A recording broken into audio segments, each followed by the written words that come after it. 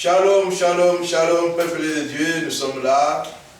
C'est toujours notre devoir, c'est de faire l'étude biblique pour enseigner la parole de Dieu. Voilà, nous sommes là, nous allons, comme d'hab, nous mettons toujours notre Dieu avant tout. Amen. Nous allons prier pour que l'Esprit de Dieu nous donne la paix, l'intelligence et la sagesse pour son œuvre. Nous te bénissons, éternel Dieu, nous te glorifions, Père. Béni soit-il le Dieu. Nous te bénissons, Père des Saints, pour ce moment, Père des Saints, toi qui calme le regard ton Père des Seigneur. Nous voulons, Père des Saints, que tu puisses encore continuer à nous protéger contre cette pandémie. Nous te bénissons encore, Père des Saints, toi qui donnes la paix que le monde ne peut donner, Père des Saints. Nous te bénissons, Père des Saints, encore d'avoir établi la paix dans beaucoup de pays en guerre. Oh, éternel Dieu, que ton esprit, Père des Saints, nous rassure, que nous allons vivre dans le prochain jour en paix. Sois sanctifié, sois béni, Père des Saints. Merci pour ta présence au milieu de nous. Merci, Père des Saints, pour ce que tu vas nous inspirer. Donne-nous aussi tous les oreilles spirituelles pour comprendre ton message, éternel Dieu. Donne-nous aussi la sagesse, Père des Saints, pour enseigner, bien enseigner ta parole de Dieu.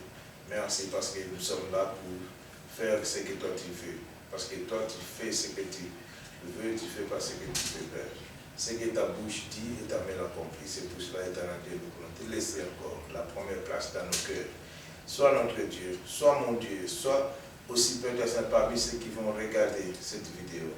Nous te bénissons, Père très Saint, dans notre précieux nom de Saint Jésus-Christ. Amen.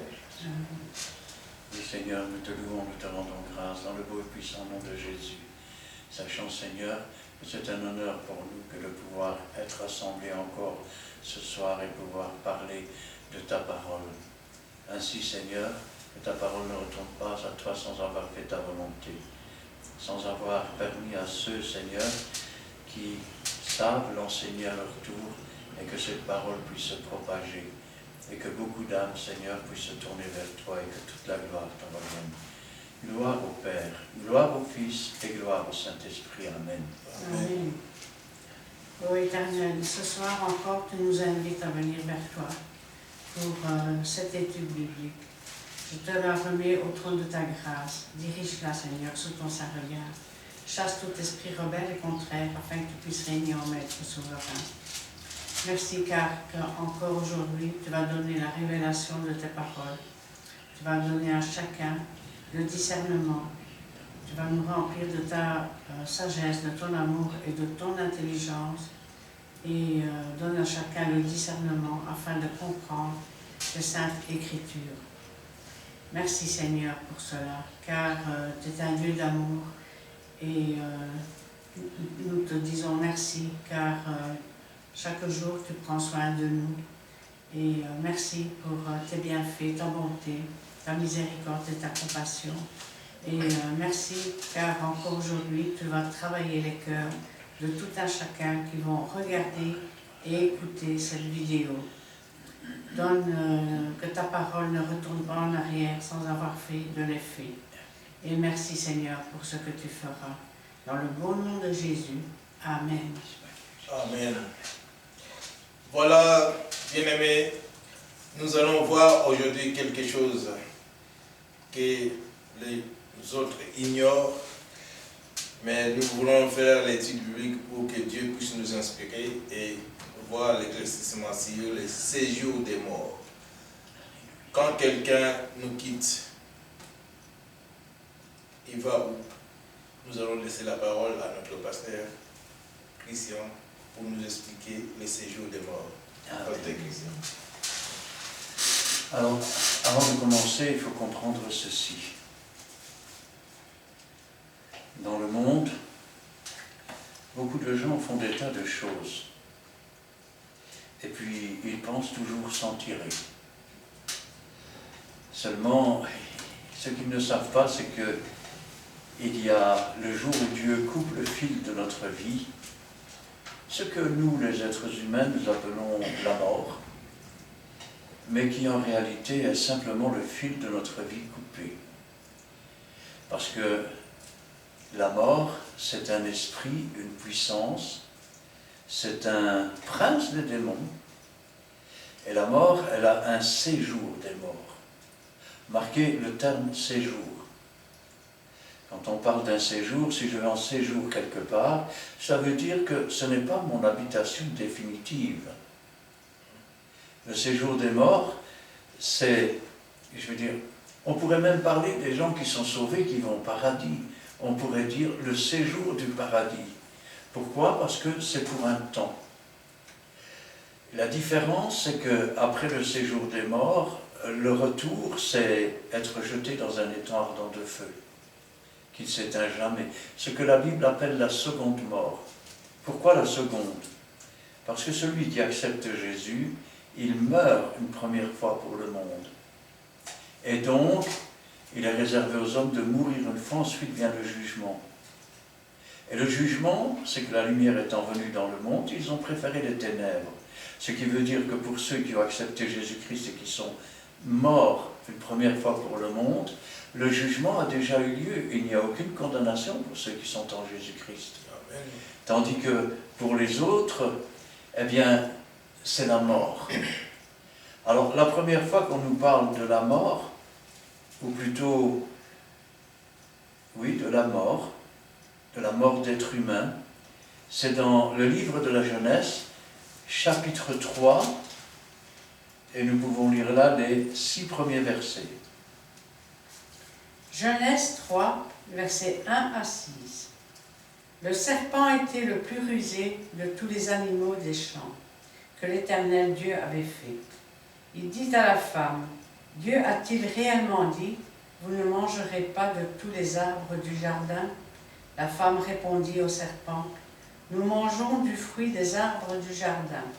Mais quand au fruit de l'arbre qui est au milieu du jardin, Dieu a dit, vous n'en mangerez point et vous n'y toucherez point, de peur que vous ne mouriez.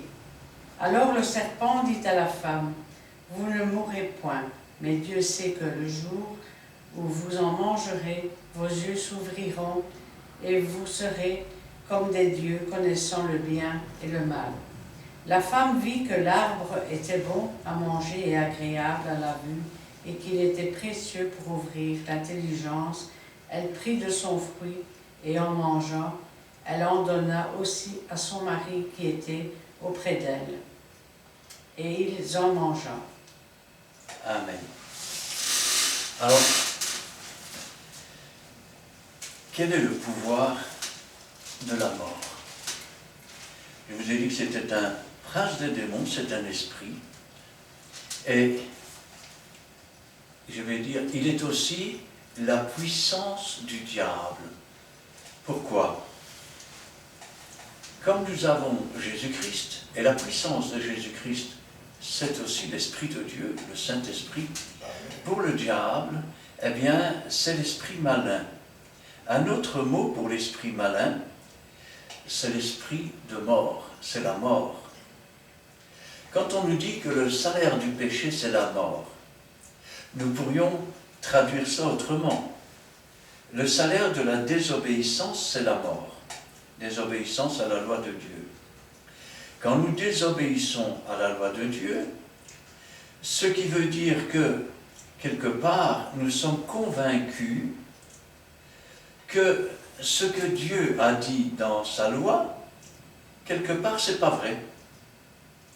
Et donc, l'esprit de séduction et de mort est déjà alors en nous. C'est ce que le diable fait. Le diable a un esprit de mensonge, il est le père du mensonge.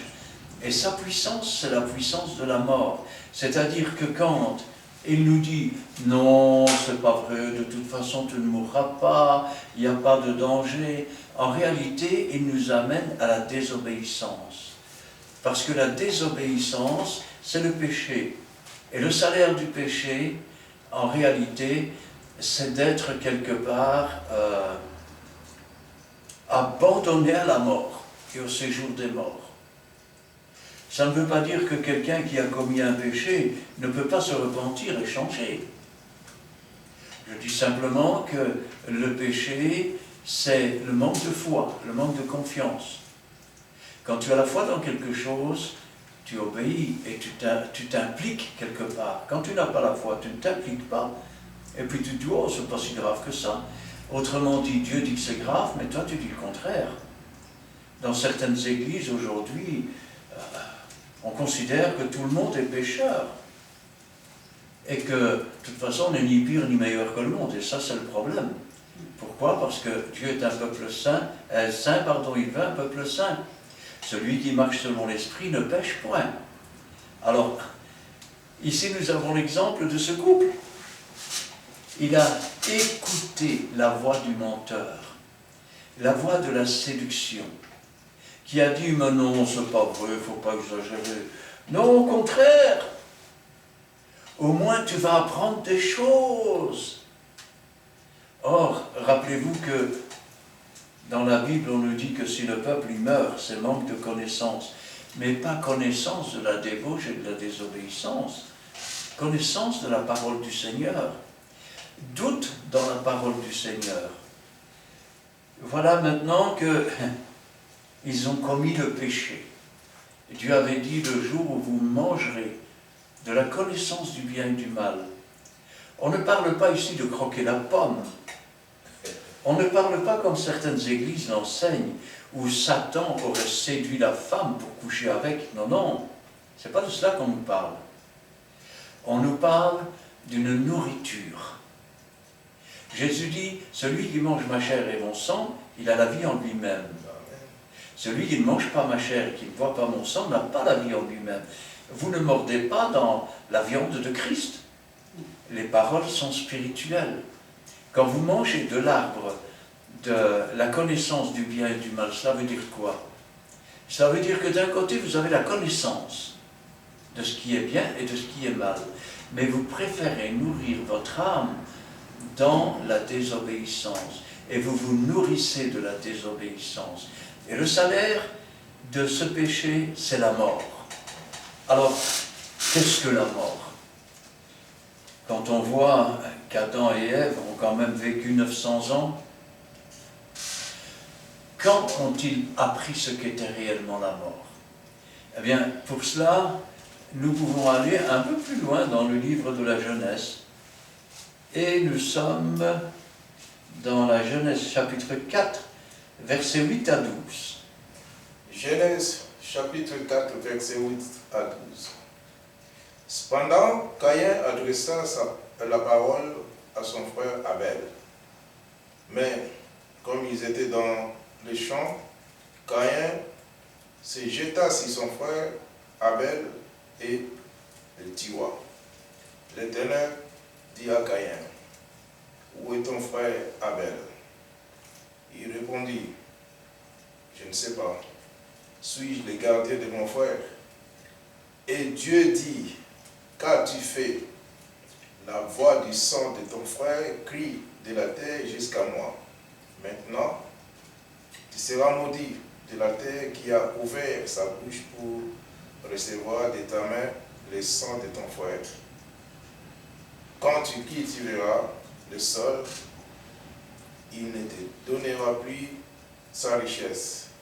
Tu seras errant et vagabond sur la terre. » Amen. Rappelez-vous, Caïn et Abel étaient venus pour offrir un sacrifice. Et contrairement à ce qu'on dit dans certaines églises, c'est parce que Caïn aura apporté les fruits de la terre, alors qu'Abel aura apporté l'image de l'agneau. Oui, on pourrait le comprendre comme ça, mais la vérité, c'est quoi? Ils ont décidé d'offrir un sacrifice. Dieu avait dit à l'homme, tu cultiveras la terre. Donc le fruit de la culture apporté à Dieu n'est jamais qu'une partie de son travail. Abel était, je vais dire, berger, et il apporta les plus beaux de son troupeau. Mais quand on regarde attentivement, Dieu a regardé d'abord Abel, et ensuite seulement ce sacrifice. Il a agréé d'abord Abel, parce que l'homme regarde à l'apparence, mais Dieu regarde au cœur. Et ensuite son sacrifice. Il a regardé Caïn, et ensuite le sacrifice. Il n'a pas agréé Caïn, et il n'a pas agréé son sacrifice. Alors Caïn s'est fâché. Dieu lui a dit, certainement si tu relèves ta tête, si tu agis bien, tu relèveras ta tête. Si tu agis mal, le péché va se coucher devant ta porte. Et voilà que il rencontre son frère dans les champs. Dans sa colère, dans sa jalousie, il va le tuer. Un péché engendre toujours un autre. Suis-je le gardien de mon frère? Quelle hypocrisie. Mais là n'est pas le thème. Abel est mort. Le fil de sa vie a été coupé. Et Adam et Ève, au bout d'un moment, vont commencer à chercher leurs enfants. Parce que Caïn, lui, il devient vagabond. Ça ne sert plus à rien de cultiver la terre. Pour lui, la terre est maudite à cause de lui. Elle ne lui apportera plus de fruits. Il sera d'ailleurs l'ancêtre des forgerons. Ce qui veut dire que Caïn est parti. Abel, lui, est étendu sur le sol quelque part, ou sur une roche, on ne sait pas. Quand Adam et Ève vont chercher leur fils, essayez d'imaginer un instant, ils vont arriver, le voir étendu, ils vont le secouer pensant qu'il dort. Ils ne savent pas ce que c'est que la mort, ils ne l'ont jamais vu. Mais quelque chose est bizarre. Leur fils est froid. C'est comme s'il était là, mais quelque chose est parti. Pire, les insectes commencent à tourner autour. Peut-être ont-ils même voulu le garder un certain temps, pensant qu'il allait se réveiller, mais il a commencé à sentir mauvais. Alors il a fallu l'enterrer. Maintenant, ils connaissent, je vais dire, la peine, la douleur d'être privés de leur enfant et de voir ce qu'engendre la mort. Ça veut dire que pour la première fois, depuis que l'humanité existe, un homme est mort. Et quand je dis qu'un homme est mort, je veux dire qu'un homme est parti, ce qui était sa substance à l'intérieur, son souffle de vie, son esprit, son âme, sont partis quelque part. Et cette mort, elle a un séjour.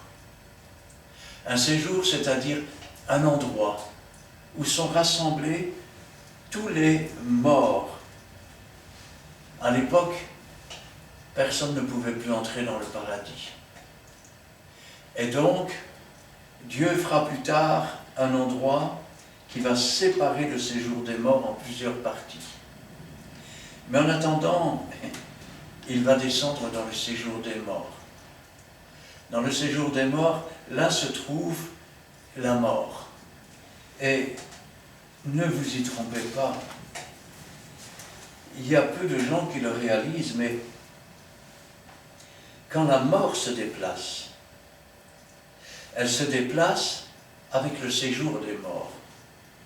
Et donc, avec les âmes des morts. C'est ainsi, je vais dire, que cet endroit est aussi rempli d'esprits méchants. Jésus dira, c'est un endroit où il y a des pleurs, où il y a des grincements de dents. C'est un endroit où l'on est tourmenté, où une flamme cruelle tourmente. Et le séjour des morts, c'est un endroit. C'est ce que nous dit Moïse dans le livre des Nombres, chapitre 16 et le verset 28. 28 à 33. Le livre des Nombres, chapitre 16, versets 28 à 33. Moïse dit, « À ceci vous connaîtrez que l'Éternel m'a envoyé pour faire toutes ces choses, et que je n'agis pas de moi-même. Si ces gens meurent comme tous les hommes meurent, s'ils subissent le sort commun à tous les hommes, ce n'est pas l'Éternel qui m'a envoyé.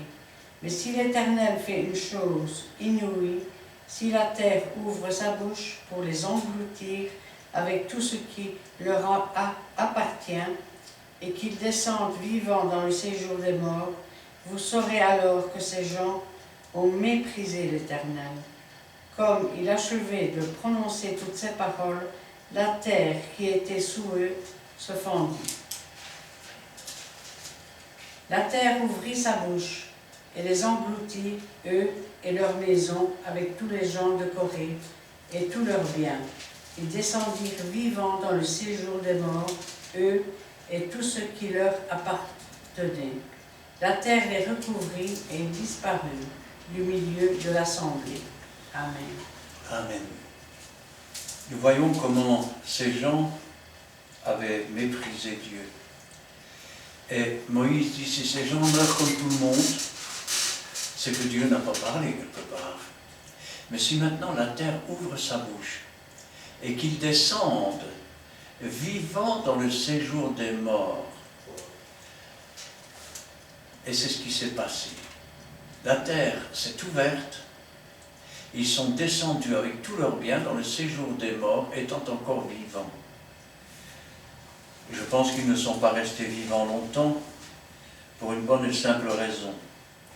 C'est qu'il y a tellement de terreur à l'intérieur de ce séjour que vivants, nous ne pourrions pas subsister. Et c'est là le problème. Parce que avoir une terreur telle, je vais dire que on mourrait en quelques secondes d'une crise cardiaque, on suffoquerait étouffé et ne pas pouvoir mourir et devoir subir ces choses. Alors, bien des gens ont dit être descendus dans le séjour des morts. Ils appellent ça l'enfer.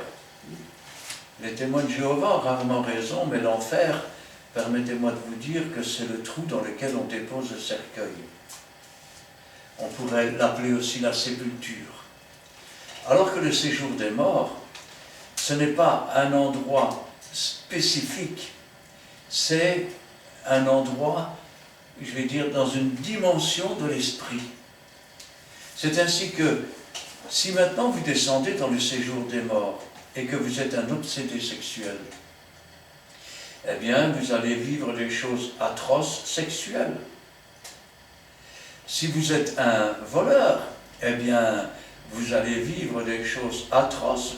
Vos mains vont être mutilées, remutilées, et brûlées, écrasées. Tout ce qui est, je vais dire, en fait, quand on descend dans le séjour des morts avec nos péchés, celui qui nous a incités à commettre ces péchés, c'est le diable. Il connaît donc nos faiblesses, il connaît nos peurs et nos terreurs. Et c'est de cela qu'il va se servir pour faire de ce séjour quelque chose, je vais dire, qu'on ne peut même pas nommer, tellement c'est atroce. Tout ce que je peux vous dire, c'est que mieux vaut, je vais dire, perdre sa propre vie sur la terre et gagner l'éternité, que de gagner le monde entier et perdre son âme. Parce qu'une fois qu'on est là-bas, c'est un séjour, mais un séjour douloureux. Et c'est en attendant une autre mort. Alors, le dernier ennemi qui sera détruit, c'est la mort. C'est ce que nous dit 1 Corinthiens, chapitre 15, le verset 26 et 27. 1 Corinthiens, chapitre 15, versets 26 et 27. Le dernier ennemi qui sera détruit, c'est la mort. Dieu, en effet, a tout mis sous ses pieds, mais lorsqu'il dit que tout lui a été soumis, il est évident que celui qui lui a soumis toutes choses est exécuté. Dieu a mis tout sous les pieds de Jésus, à l'exception de lui-même. Et le dernier ennemi qui sera détruit, c'est la mort. la mort sera détruite. Mais rappelez-vous ce que je vous ai dit. La mort se déplace toujours avec le séjour des morts. Et dans le séjour des morts se trouvent aussi les morts. Alors que Jésus-Christ est avec nous tous les jours, et dans le paradis, il est avec nous. Ça veut dire aussi que nous sommes en séjour auprès de Dieu, alors que les autres sont en séjour auprès de l'esprit malin du diable. Alors, la mort est donc un esprit, une puissance. Mais avant, j'aimerais prendre avec vous le verset 54 à 58 du chapitre 15. 1 Corinthiens. 1 Corinthiens 15, versets 54 à 58. Lorsque ce corps corruptible aura revêtu l'incorruptibilité et que ce corps mortel aura revêtu l'immortalité, alors s'accomplira la parole qui est écrite. La mort a été engloutie dans la victoire. Ô mort, où est ta victoire? Ô mort, où est ton aiguillon? L'aiguillon de la mort, c'est le péché, et la puissance du péché, c'est la loi. Mais grâce soit rendue à Dieu, qui nous a donné la victoire par notre Seigneur Jésus-Christ. Ainsi, mes frères bien-aimés, soyez fermes, inébranlables, travaillant de mieux en mieux à l'œuvre du Seigneur, sachant que votre travail ne sera pas vain dans le Seigneur. Qu'est-ce qu'il nous dit? Amen. Rappelez-vous, je voudrais que vous compreniez une chose. Rappelez-vous ce que le Seigneur a dit. Vous marcherez, il a d'abord pris un premier terme, vous marcherez sur les scorpions, et ensuite seulement sur les serpents. Le serpent, c'est l'image du diable. Le scorpion, c'est celui qui a un aiguillon. Lorsqu'il vous pique, vous êtes mort. Et l'aiguillon de la mort, c'est le péché. La force du péché, c'est la désobéissance à la loi. C'est le manque de confiance en Dieu et la confiance dans la rébellion. C'est ainsi que la mort est un esprit contraire à l'esprit de Dieu. Nous pouvons prendre maintenant Hébreux chapitre 2, verset 14.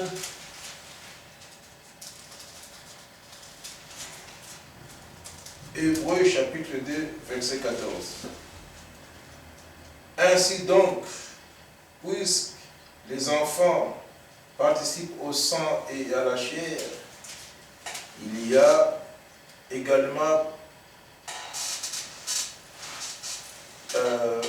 participé lui-même afin que par la mort, il anéantit celui qui a la puissance de la mort, c'est-à-dire le diable. Amen. Nous remarquons ceci, c'est que la puissance de la mort, c'est-à-dire celui qui a cette puissance, c'est le diable.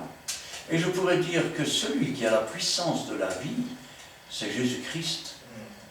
Quand il dit « Je suis la vie et la résurrection », de même que c'est la puissance de la mort qui habite dans le diable, cet esprit, ce prince des démons, je vais dire, qui a le pouvoir, après la désobéissance, de nous conduire dans le séjour des morts, de même, Jésus-Christ qui a la puissance de la vie, a la puissance de nous conduire dans le séjour de la vie par son esprit. Rappelez-vous ce qui est inscrit dans la Bible. Et si l'esprit de celui qui a ressuscité Christ d'entre les morts habite en vous, celui qui a ressuscité Christ d'entre les morts par son esprit rendra la vie à vos corps mortels par ce même esprit. De même qu'il y a l'esprit de vie, il y a l'esprit de mort. L'esprit de mort, c'est la puissance du diable. Pourquoi? Parce qu'il est pécheur dès le départ. Au départ, c'était un astre brillant, c'est comme ça qu'il s'appelait. Petite parenthèse, quand on vous dira qu'une étoile est tombée du ciel, elle a entraîné le tiers des étoiles, il s'agit de Satan, du tiers des anges. Il ne s'agit pas d'un astre qui va tomber du ciel. Il s'appelait lui-même astre brillant. De cette façon, je vais dire, nous avons d'un côté astre brillant, qui a désobéi, qui est devenu un animal, abaissé au rang d'animal, qui pour se venger de Dieu a détruit, ou a essayé de détruire, ce qu'il y avait de plus cher et qui ressemblait le plus à Dieu, c'est-à-dire l'homme qui a été fait à la ressemblance de Dieu. Pourquoi s'est-il attaqué à la femme? Parce qu'il savait qu'elle serait la mère de tous les hommes, et que s'il parvenait à la faire tomber dans le péché, sa postérité hériterait du péché. Vous voyez la différence? Si maintenant vous parlez de la voyance, je parle de voyante qui invoque les morts en faveur des vivants, eh bien, le pouvoir va se passer à l'un des enfants, et puis à l'un des petits-enfants. Si vous parlez de sorcières, c'est pareil. Si vous parlez maintenant, je vais dire, du diable, eh bien c'est pareil aussi.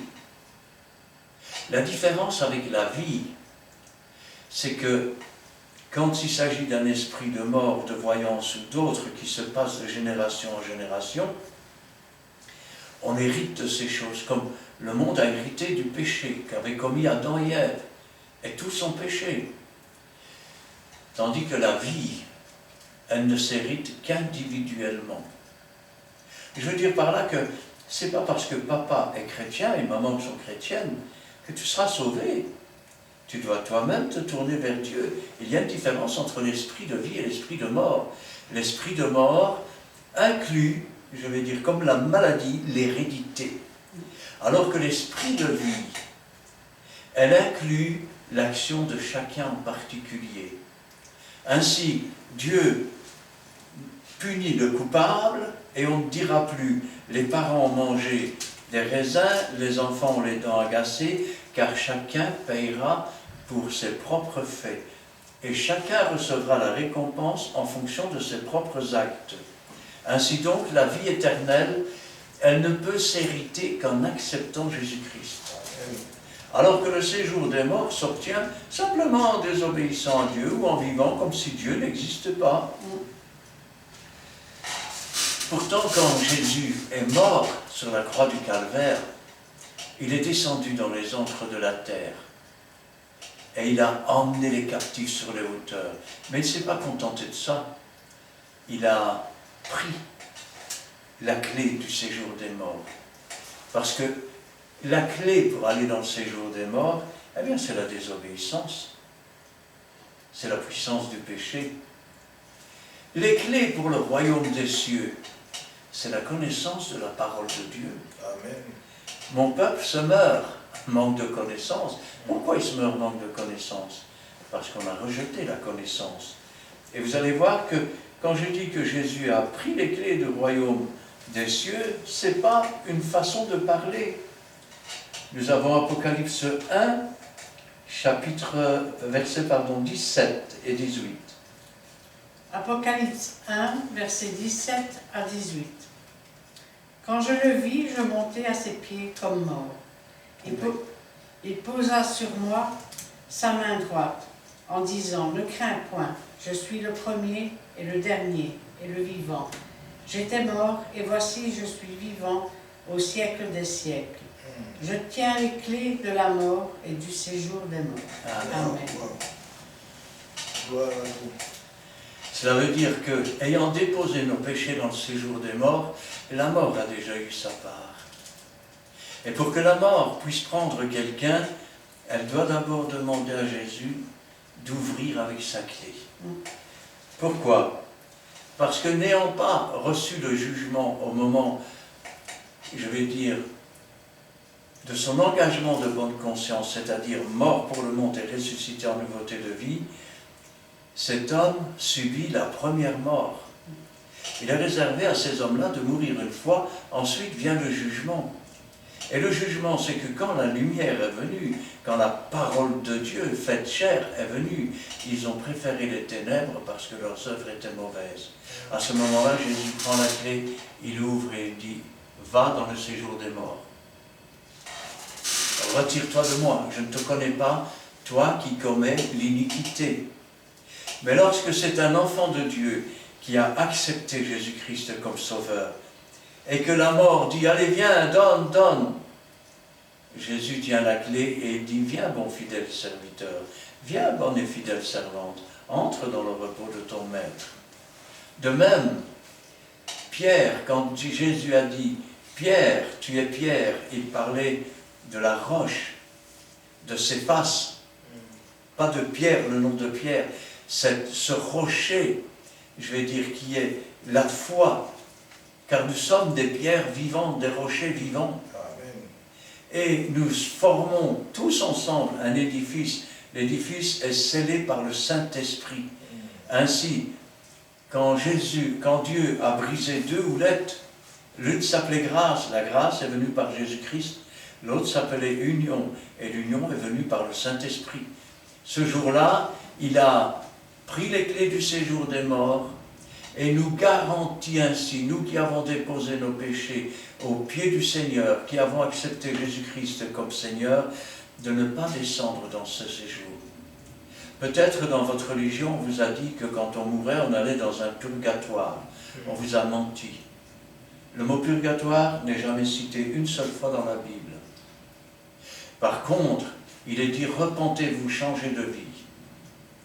Détournez-vous de vos péchés, acceptez Jésus-Christ comme sauveur.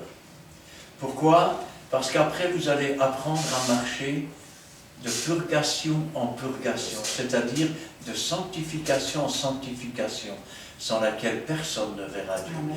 Le purgatoire, c'est maintenant, c'est ici. Après, il est trop tard. Une fois que le fil de votre vie est coupé, ou vous avez appartenu à Jésus, et Jésus tient les clés du séjour des morts, il vous accompagne dans le paradis. Rappelez-vous ce qu'il a dit à ce brigand qui avait eu suffisamment de foi alors qu'il voyait Jésus mourir à côté de lui, quand il lui a dit « Souviens-toi de moi quand tu viendras dans ton règne ». Donc il savait que Jésus allait mourir, mais qu'il allait revenir régner. Et Jésus lui a dit « Aujourd'hui même, tu seras avec moi dans le paradis, dans le jardin de Dieu. » Amen. Alors, avant que Jésus ne vienne mourir, je vous ai dit tout à l'heure, rappelez-vous, qu'il y avait deux endroits dans le séjour des morts. Pourquoi? Parce que Christ n'avait pas encore tout accompli et les âmes qui avaient cru et qui avaient eu la foi en Dieu ne pouvaient pas entrer dans le paradis. Il fallait pour ça non seulement que leurs péchés soient couverts, comme ils l'étaient autrefois par le sang des animaux, mais que leurs péchés soient effacés par le sang de Jésus. Et ainsi, je vais dire, quand Jésus est mort, il a emmené les captifs sur les hauteurs, comme je vous l'ai dit. Mais où étaient ces gens avant qu'il les emmène, je vais dire, sur les hauteurs? Et cela, nous pouvons prendre Hébreux. Apocalypse 2. Ah, c'est Apocalypse 2. Excuse-moi, on est à quel numéro? 6. 6. Un petit instant. Apocalypse 2. Ah oui, c'est le 7. Non. Ah oui, avant.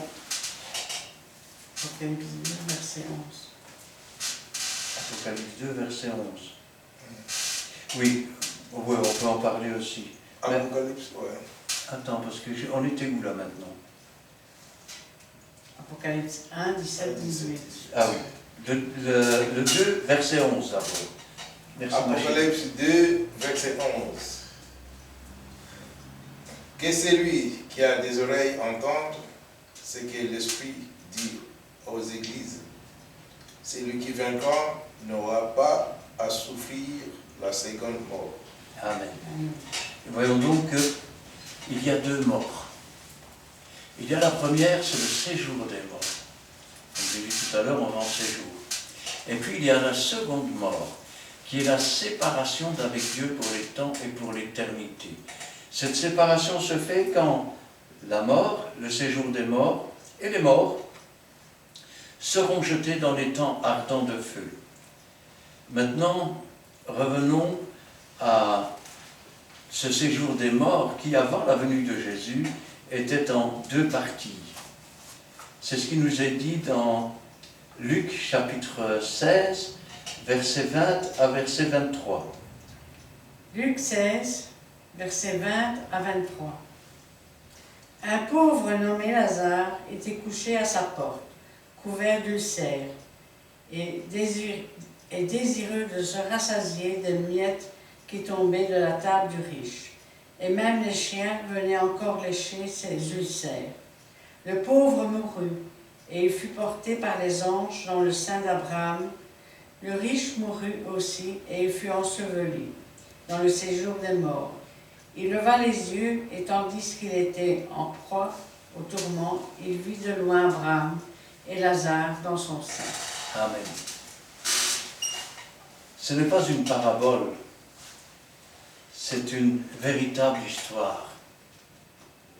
Vous avez un riche qui mène brillante et joyeuse vie, qui n'en a rien à faire de Dieu. Et puis vous avez un pauvre qui lui est attaché au Seigneur, qui ne vit pas pour le monde. Et si on voulait prendre cette histoire dans le sens spirituel, il voulait se rassasier des miettes qui tombaient de la table. Rappelez-vous, quand Jésus a vu cette femme syrophénicienne qui criait « Aie pitié, Seigneur, ma fille est cruellement tourmentée par un démon. » Le Seigneur dira « Il n'est pas bon de donner le pain des enfants aux chiens. » Et elle répondra « Oui, Seigneur, mais les petits chiens mangent les miettes qui tombent de la table. » Et le Seigneur a entendu sa prière. Même les chiens venaient lécher ses ulcères. Un ulcère, c'est un trou. Même les petits trous qu'il avait dans sa vie spirituelle, les chiens, ceux qui sont retournés en arrière, venaient, tu peux bien parler, toi, regarde ce que tu fais, les petits trous. Hein. Ils venaient, ils se délectaient quelque part des faiblesses de cet homme. Mais lorsqu'il mourut, les anges, car rappelez-vous, le champ, c'est le monde. Les anges, c'est les moissonneurs. Les anges, comme il est dit ici, cet instant, il fut porté par les anges. Et où cela? Dans un lieu à part, dans le séjour des morts, que Jésus appellera le sein d'Abraham. Le riche lui fut déposé dans le séjour des morts. Et si vous regardez l'histoire en entier, vous verrez que le riche qui est mort et dont l'âme est descendue. Alors, c'est quoi une âme? Vous pensez que l'âme, c'est tout ce qui comporte le corps, sauf que la chair et le sang n'héritent pas le royaume des cieux. L'âme, c'est quelque chose qui est à l'intérieur. C'est ce qui remplit chacun de nos membres, qui permet de les faire bouger chacun. Lorsque cette âme, ou plutôt lorsque ce corps est trop détérioré, au point que l'âme souffre trop, elle sort de ce corps. Et vous remarquez qu'il est dit Lazare, le riche vit. Ça veut dire que vos yeux, ce n'est pas un morceau de viande. D'ailleurs, pour vous donner un exemple, les personnes amputées savent de quoi je parle. Quand on vous coupe une jambe, vous avez encore chatouille au doigt de pied. Pourquoi? On dit que ce sont des douleurs fantômes. Mais la réalité, c'est quoi? C'est simplement que votre chair a été coupée, mais pas votre âme. Et votre pied d'âme est toujours là. Et il ressent les chatouilles et les douleurs. Eh oui, ça veut dire que quand vous quittez votre corps, et vous pouvez encore parler dans l'esprit, vous pouvez encore voir dans l'esprit, vous pouvez encore souffrir dans l'esprit. Eh oui, il va dire, Abraham dit à Lazare de tremper son doigt afin qu'il vienne mouiller mes lèvres, car je souffre cruellement dans cette flamme. Et Abraham dira, il est impossible pour nous d'aller chez vous, et impossible pour vous de venir chez nous, parce qu'il y a un trop grand abîme. Alors ceux qui vous ont dit qu'il y avait un purgatoire, sachez qu'avant même que Jésus n'emmène, je vais dire, ces hommes qui avaient cru en lui, mais dont les péchés n'avaient pas été effacés, ils vivaient dans le sein d'Abraham. Et entre la mort et le séjour des morts et le sein d'Abraham, il y avait un abîme tel qu'il était impossible pour les uns de passer d'un côté, pour les autres de l'autre. À plus forte raison, depuis que Jésus est descendu dans les ancres de la terre, qu'il a prêché l'évangile, qu'il a emmené les captifs sur les hauteurs, c'est-à-dire dans les lieux célestes, dans le paradis de Dieu, l'abîme n'a fait que s'agrandir. Où tu es d'un côté, une fois mort, où tu es de l'autre. Il ne faut pas penser qu'après avoir payé, car ça ne se paye pas. Le salut est gratuit. Tu n'arriveras pas ni par tes mérites, ni par quoi que ce soit. C'est Jésus qui en a payé le prix. Il suffit d'accepter. Ainsi donc, nous voyons que le séjour des morts était divisé en deux parties. Une partie qu'on appelle le sein d'Abraham, et l'autre partie, séjour des morts. Et on pourrait dire même que ce n'était pas un séjour des morts en deux parties, mais que là déjà il y avait une séparation. Il y avait un abîme entre les deux. Que ceux qui étaient dans le sein d'Abraham ne savaient plus être jetés dans le séjour des morts. Et ceux qui étaient dans le séjour des morts ne savaient plus aller dans le sein d'Abraham. Ça veut dire qu'une fois que vous êtes mort, ou vous allez dans le séjour des morts, ou vous allez dans le paradis avec Jésus. Pas entre les deux. Il n'y a pas de purgatoire, ça n'existe pas. Alors, la disparition de la mort et du séjour des morts. Nous sommes dans le livre de l'Apocalypse, chapitre 20, le verset 11 à 15. Apocalypse, chapitre 20, le verset 11 à 15.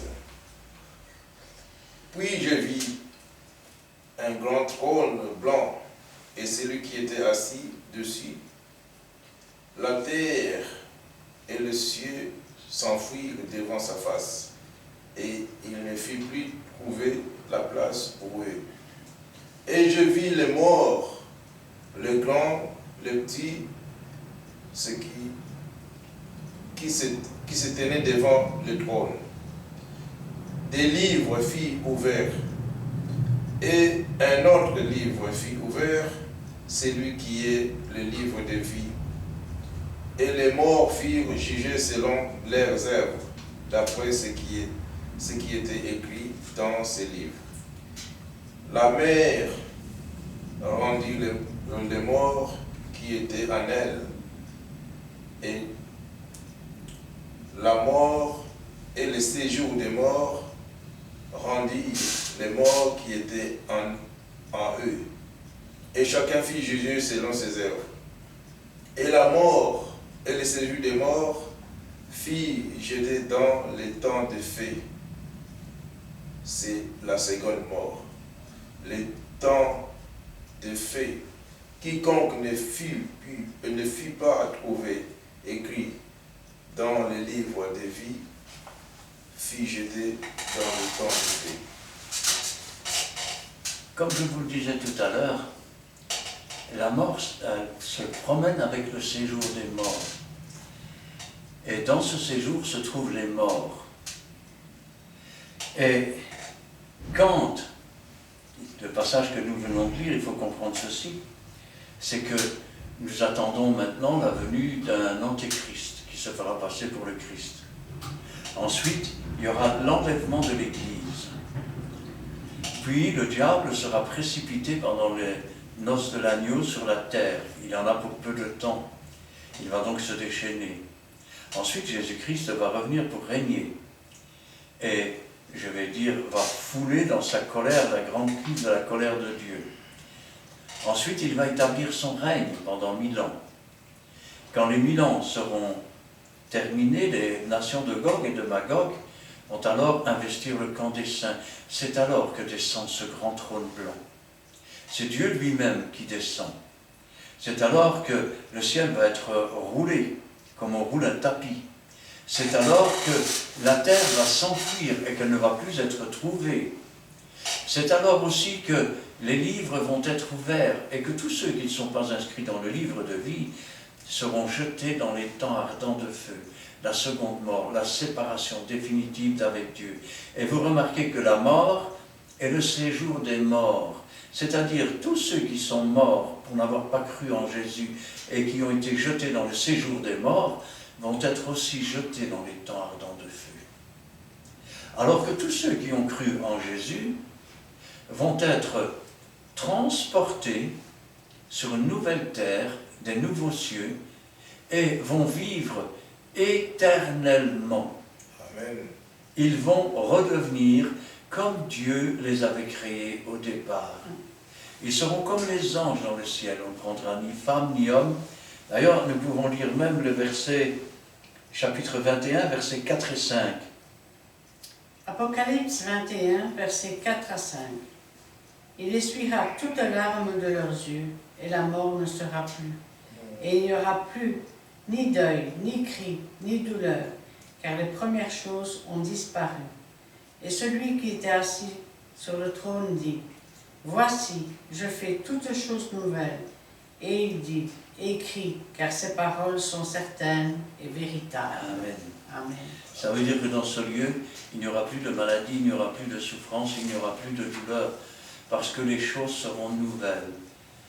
Il n'y aura plus de soleil, car Jésus-Christ sera le flambeau de la cité. Amen. Il vivra avec nous dans cette demeure fantastique. C'est ce que Jésus disait quand il a dit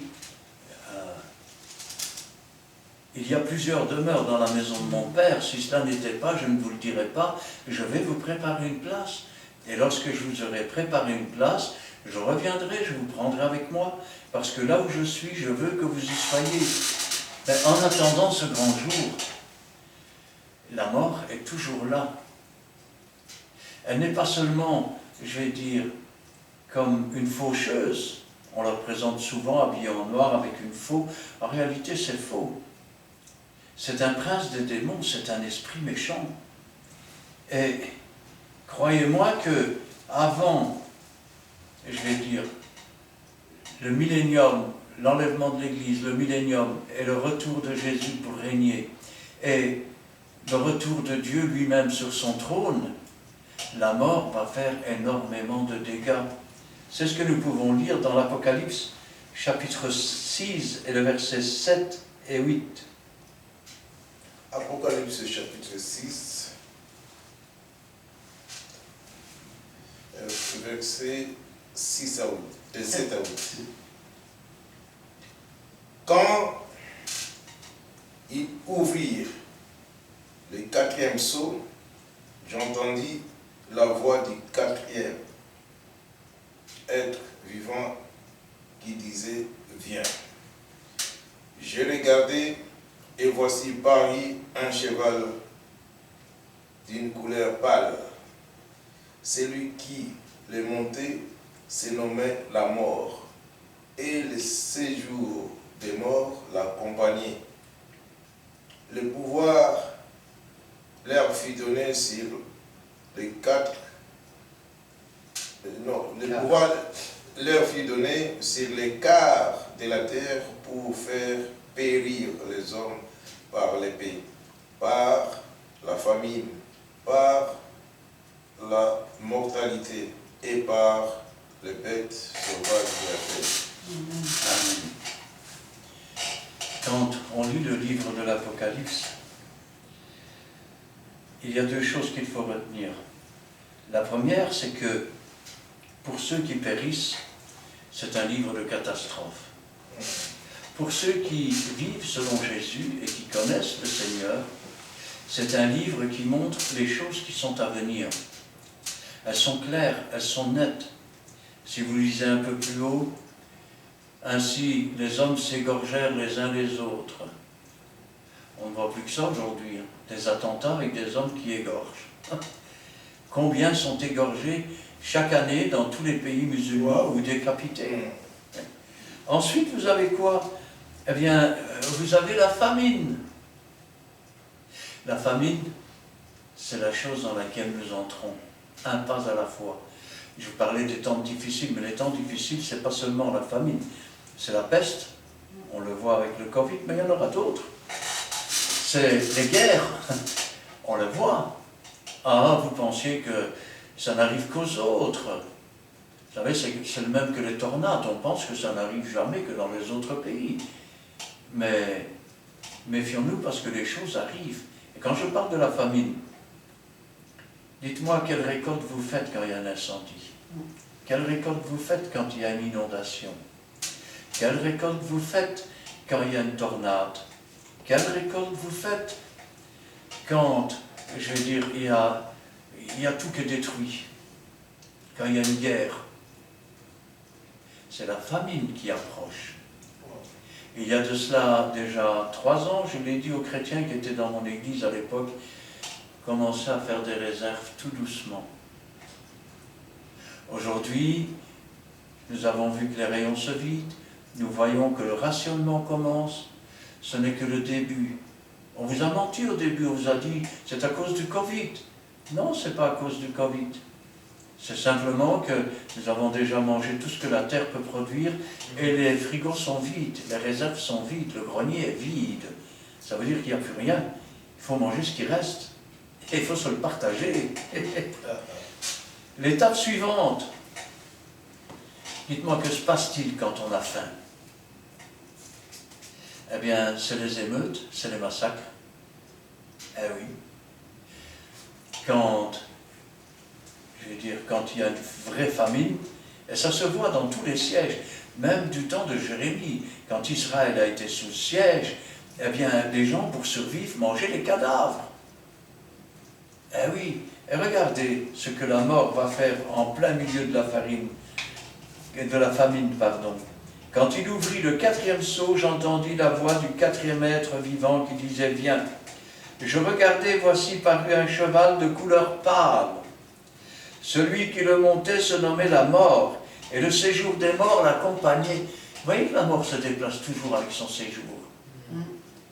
Parce que quand elle provoque la mort, elle attrape, quand elle le peut, quand il ne s'agit pas d'un enfant de Dieu, elle l'attrape, elle demande la permission à Jésus de pouvoir le jeter dans son séjour, qui le suit avec partout.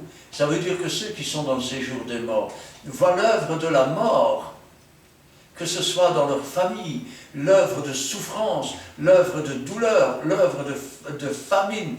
C'est une flamme cruelle qui tourmente, comme elle tourmentait d'ailleurs ce riche qui dira « Envoie Lazare près de mes frères, afin qu'ils ne viennent pas ici dans ce lieu atroce. » Et il dira non. Mais si un mort ressuscite, ils vont croire. Et Abraham dit, quand bien même un mort ressusciterait, il ne croirait pas. Jésus est ressuscité. Est-ce que vous croyez? Elle se nommait le séjour des morts, l'accompagnait. Le pouvoir leur fut donné sur le quart de la terre. Alors aujourd'hui, en 2021, 2022 n'a pas encore été compté, mais en 2021, nous étions 7,753 milliards d'individus. Et le quart des êtres humains est destiné à mourir. C'est-à-dire que s'il y avait une 4e personne ici, nous pourrions dire que l'un de nous va mourir. Essayez d'imaginer, ça fait 1,938,250,000 personnes qui vont mourir, si ça se passe aujourd'hui. Et regardez, il fut donné sur le quart de la terre pour faire périr les hommes par l'épée, c'est-à-dire par la guerre, par la parole de Dieu aussi, qu'il est une épée à double tranchant. Une odeur de vie pour ceux qui croient, une odeur de mort pour ceux qui ne croient pas. Par la famine. Jésus était le prophète qui avait été annoncé, rappelez-vous. Quand Dieu parle à Moïse, je susciterai un prophète comme toi. Qu'a-t-il dit au chapitre 24 de Matthieu? Il a dit, dans les derniers temps, il y aura des temps difficiles parce que les hommes sont devenus hautains, blasphémateurs, irreligieux, amis de l'argent, ennemis des gens de bien. il y aura des guerres, des bruits de guerre, il y aura des famines, il y aura des pestes. Ce ne sera que le commencement des douleurs. Commencement des douleurs. Si on vous dit alors le Christ est ici ou il est là, n'y allez pas. Car le royaume des cieux, a dit Jésus, est au milieu de nous. Et regardez ce qu'il dit. Fut donné, le pouvoir leur fut donné sur le quart de la terre pour faire périr les hommes, par l'épée, par la famine, par la mortalité et par les bêtes sauvages de la terre. Et vous dites, je ne comprends pas, on a domestiqué les bêtes sauvages de la terre. Quand les rats investissent la ville et qu'ils empoisonnent nos nourritures, nous mourrons. Quand les souris, je vais dire, investissent les silos à blé, vous ne pouvez plus le manger. Si vous le mangez, vous mourrez.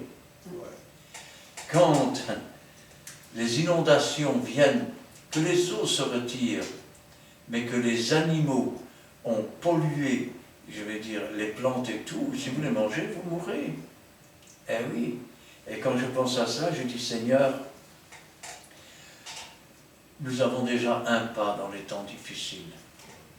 Les guerres, les bruits de guerre, ils sont là. Quand, je vais dire, il y a un peu plus d'un mois d'ici, quand j'ai dit dans les vidéos, d'ailleurs c'est inscrit au départ de la vidéo, quand j'ai inscrit message aux dirigeants de la terre, quand j'ai dit à Poutine de se retirer, qu'il n'y gagnerait rien du tout, qu'on ne peut pas battre un peuple, on peut battre une armée, pas un peuple. Aujourd'hui, regardez, ces soldats sont repoussés. Et je lui ai posé la question, qu'est-ce que tu comptes faire si tu perds? Envoyer une bombe atomique? J'espère qu'il ne le fera pas. Mais ça veut dire qu'aujourd'hui, je vous dis qu'on a un pied dans les temps difficiles. Que la famine est aux portes.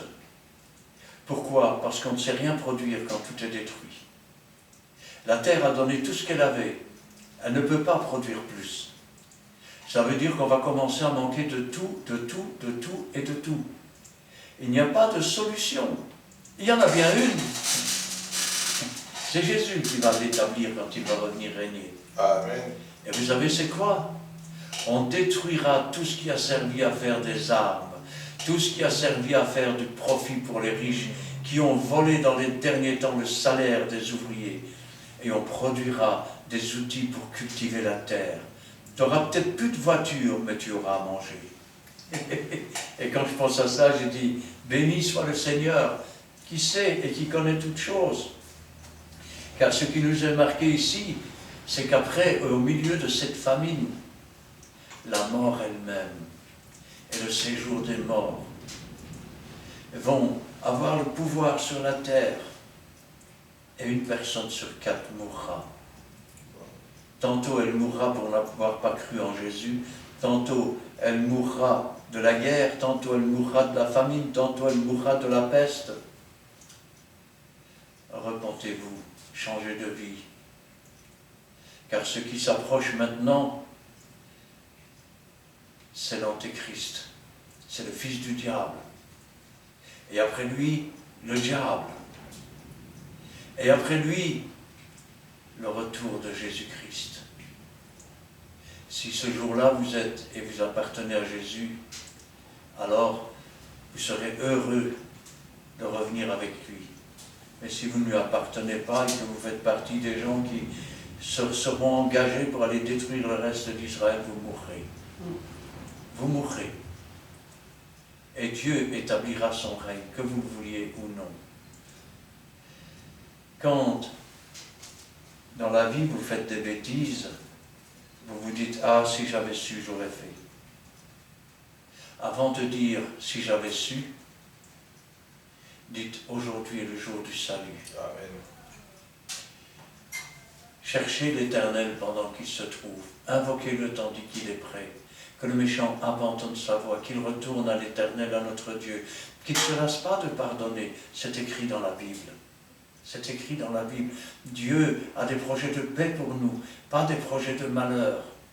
Mais ces malheurs vont arriver parce que les hommes préfèrent le péché, la désobéissance, l'égoïsme, être hautain, être blasphémateur, être irreligieux, aimer l'argent plus que Dieu.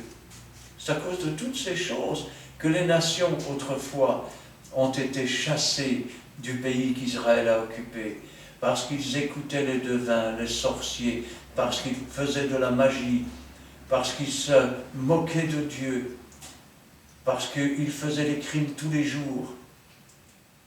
C'est à cause de cela que Sodome et Gomorrhe ont été détruites. Lot, le juste, tourmentait son âme à cause de tout ce qu'il voyait chaque jour. Et croyez-moi, les véritables enfants de Dieu aujourd'hui torturent leur âme à cause de tout ce qu'ils voient aujourd'hui. Quand je pense que Dieu avait donné cette terre pour la cultiver, pour que les hommes puissent manger, et qu'aujourd'hui les cultivateurs se suicident les uns après les autres, parce qu'on les écrase, parce qu'on ne leur donne pas la possibilité de vendre leurs produits et de manger à leur faim. Un homme n'était pas peut-être aussi sage qu'on peut le penser, mais il a dit un jour une parole. Cet homme, c'était le général de Gaulle, et il a dit, en parlant de la France, « Labourage et pâturage sont les deux mamelles de la France. Vous avez abandonné les champs, vous avez abandonné la culture, vous avez abandonné ce que Dieu avait dit. Tu mangeras ton pain à la sueur de ton front. La terre ne te donnera plus ses fruits, et comme cela, il faudra que tu la cultives. Il te poussera des ronces et des épines. Et c'est à la sueur de ton front que tu mangeras ton pain. » Aujourd'hui, c'est à la graisse des machines qu'on pense le manger. Vous vous êtes trompés. Et si j'ai un conseil à vous donner, tournez-vous vers Dieu, afin d'éviter d'entrer dans ce séjour, d'être obligé de voir toutes les œuvres de destruction, de massacre dans le monde entier, que la mort propage. C'est à cela que vous voulez assister. Aujourd'hui, je peux vous dire une chose, c'est que la mort s'est promenée dans certains villages d'Ukraine. À quel spectacle ont-ils eu droit, nos petits damnés, si on peut les appeler comme ça, ceux qui sont morts sans Dieu ou en désobéissance contre Dieu et qui sont dans le séjour des morts? Ils ont eu droit à des jambes arrachées, des têtes arrachées, des corps avec les boyaux qui passent, et tout ce que vous pouvez imaginer. C'est cela que vous voulez? Quand vous pourriez être dans le jardin de Dieu, quand vous pourriez être dans la paix, dans la joie. Vous savez, sous l'autel de Dieu, à un moment donné, il est dit, Seigneur, jusqu'à quand tarderas-tu à venger notre sang, le sang des enfants de Dieu qui a été versé? Et il leur fut dit d'attendre que le reste de leurs frères arrive. Peut-être es-tu un de ceux-là? Tourne-toi vers Dieu. Dieu t'a tant aimé qu'il a donné son Fils unique, afin que si tu crois en lui, tu ne meurs pas, que tu n'ailles pas dans ce séjour des morts, mais que tu aies la vie éternelle. Amen.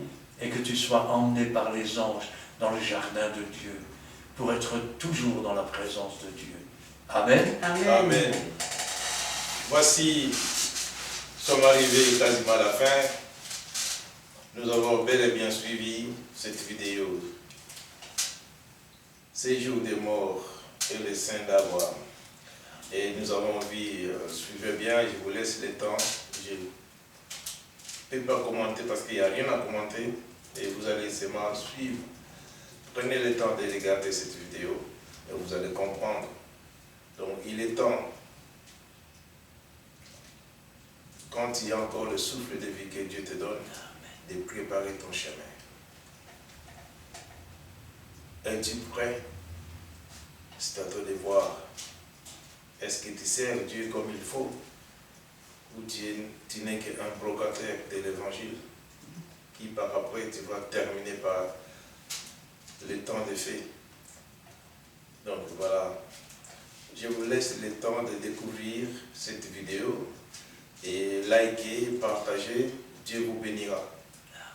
Donc voilà, une seule adresse, c'est YouTube, Christian Delso, D-E, Christian normal, et Delso c'est D-E-L-E-S-A-U-X.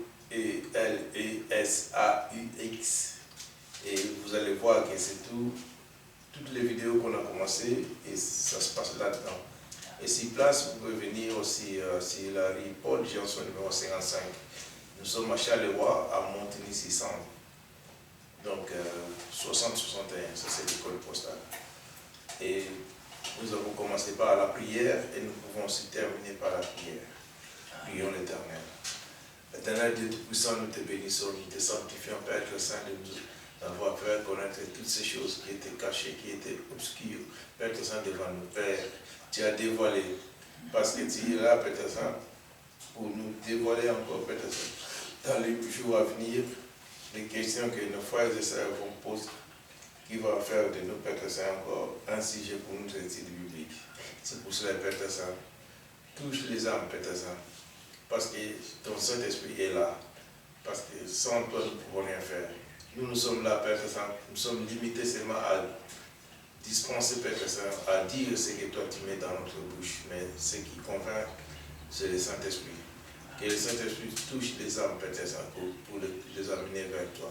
Éternel Dieu, tu nous as donné encore, Père Saint, aussi cette force, Père Saint, de résister, Père Saint, à l'autre qui fouille de nous. Père Saint, c'est pour cela, Père, nous voulons que tu nous gardes dans les creux de ta main, parce que personne ne peut nous ravir dans les creux de ta main. C'est pour cela, Père, bénis aussi, Père, toute personne qui regardera cette vidéo, toute personne qui partagera cette vidéo, soit bénie, lui et sa famille.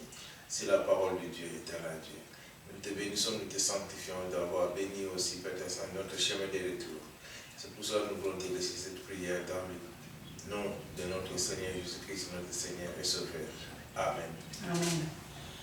Éternel, notre Dieu, notre Père, nous te louons, nous te rendons grâce, dans le beau et puissant nom de Jésus-Christ, ton Fils bien-aimé, notre Seigneur. Ta parole, Seigneur, est une lampe à nos pieds, la révélation de tes paroles est claire. Je n'ai que des mots, mais tu as l'Esprit, Seigneur. Que ta parole ne retourne pas à toi sans avoir fait ta volonté. Que tous ceux qui l'entendront, Seigneur, puissent être touchés par ton Esprit, puissent être convaincus, et qu'ainsi ils puissent s'approcher de toi et se détourner du chemin de la perdition pour entrer dans le chemin de la gloire, et qu'ainsi, Seigneur, toute la gloire t'en revienne.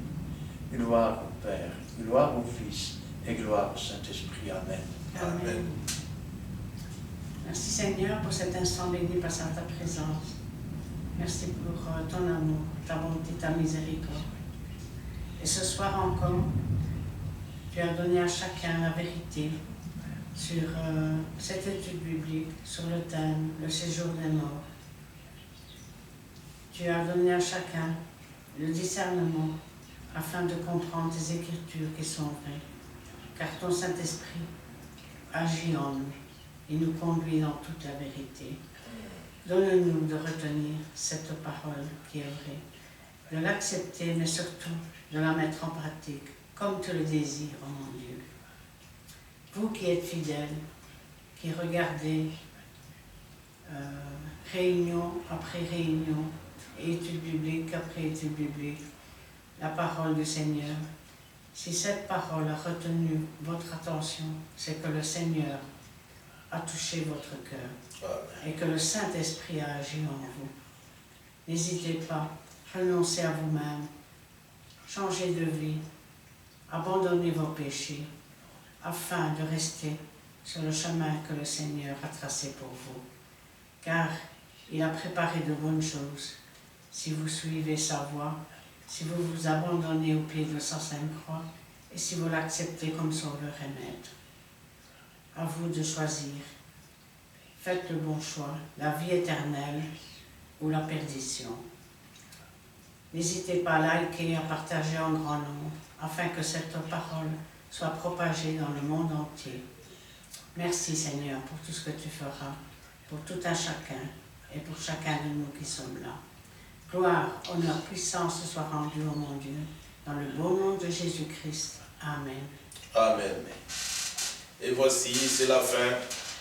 On était presque à la fin, il manquait que la prière pour clôturer. Et qu'attendons-nous?